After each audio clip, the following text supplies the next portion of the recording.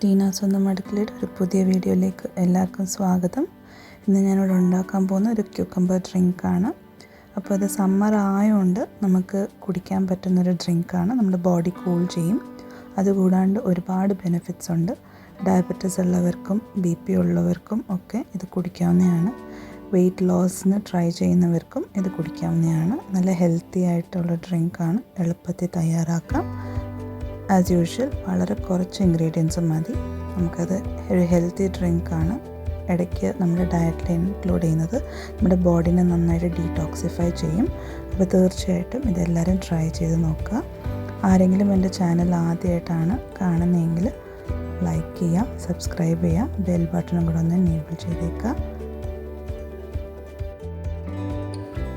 Ingredients ഒക്കെ നമുക്ക് റെഡിയാക്കി എടുക്കാം. നമുക്ക് വേണ്ടത് ക്യൂക്കമ്പറാണ്, വെള്ളരി. അതിൻ്റെ കൂടെ നമുക്ക് 2 നാരങ്ങയുടെ നീര്. നാരങ്ങ നമുക്ക് നീര് ഉള്ളതിനനുസരിച്ച് എടുക്കാം, അല്ലെങ്കിൽ നിങ്ങൾക്ക് നിങ്ങളുടെ ഫ്ലേവറിനനുസരിച്ച് അഡ്ജസ്റ്റ് ചെയ്യാം. കൂടുതൽ വേണ്ടവർക്ക് കൂടുതൽ ആഡ് ചെയ്യാം. ഇഞ്ചി ഒരു ചെറിയ കഷ്ണം മതി. പിന്നെ കുറച്ച് നമുക്ക് വേണ്ടത് പുതിനയുടെ ഇലയാണ്. അപ്പോൾ പുതിനയുടെ ഇല ഫ്ലേവർ മാത്രമല്ല, അതും നല്ലൊരു കൂളിംഗ് ഇൻഗ്രീഡിയൻ്റ് ആണ്. അപ്പോൾ നമുക്കിതെല്ലാം കൂടെ നമുക്ക് മിക്സിയിലോട്ട് ചേർക്കാം. ഞാൻ 2 വെള്ളരിയാണ് എടുത്തിരിക്കുന്നത്. ഞാൻ ആദ്യം കാണിച്ച വെള്ളരി എന്ന് പറയുന്നത് നമുക്ക് 2 തരത്തിലാണല്ലോ നമുക്ക് മാർക്കറ്റിൽ അവൈലബിൾ. അപ്പോൾ നമുക്ക് ഏത് വെള്ളരി വേണമെങ്കിലും യൂസ് ചെയ്യാം.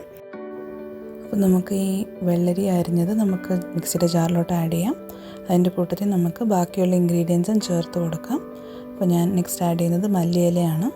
മല്ലിയിലയും പിന്നെ ഇഞ്ചി ചെറുതായിട്ട് കട്ട് ചെയ്തതും പിന്നെ നാരങ്ങ നീരും.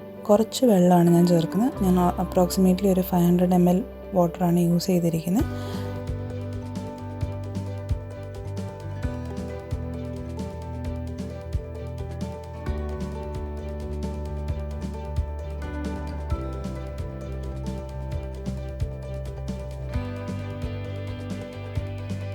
അപ്പോൾ നമ്മൾ ഇൻഗ്രീഡിയൻസ് എല്ലാം ആഡ് ചെയ്ത് കഴിഞ്ഞു. അപ്പം ലേശം വെള്ളവും കൂടെ ചേർത്തിട്ട് നമുക്ക് ഇതൊന്ന് നന്നായിട്ട് അരച്ചെടുക്കാം. അപ്പോൾ നമ്മുടെ ഇൻഗ്രീഡിയൻസ് എല്ലാം അരച്ച് നന്നായിട്ട് ബ്ലെൻഡ് ചെയ്തിട്ടുണ്ട്. ഇനി ഇത് നമുക്ക് ഡയറക്റ്റ് ഇങ്ങനെ തന്നെ കൺസ്യൂം ചെയ്യാം, അല്ലെങ്കിൽ നമുക്ക് വേണമെങ്കിൽ അരിച്ചും കൺസ്യൂം ചെയ്യാം. അപ്പോൾ ഞാനിത് അരിച്ചെടുക്കുവാണ്. അരിച്ചെടുത്തതിന് ശേഷം നമുക്ക് ഫൈനലി നമുക്ക് വേണമെങ്കിൽ ഹണി ആഡ് ചെയ്യാം. ഹണി ഒരു നാച്ചുറൽ സ്വീറ്റ്നറാണ്. അതുകൊണ്ട് നമുക്ക് വേണ്ടവർക്ക് മാത്രം ഇത് യൂസ് ചെയ്യാം. ഞാൻ യൂസ് ചെയ്തിട്ടില്ല.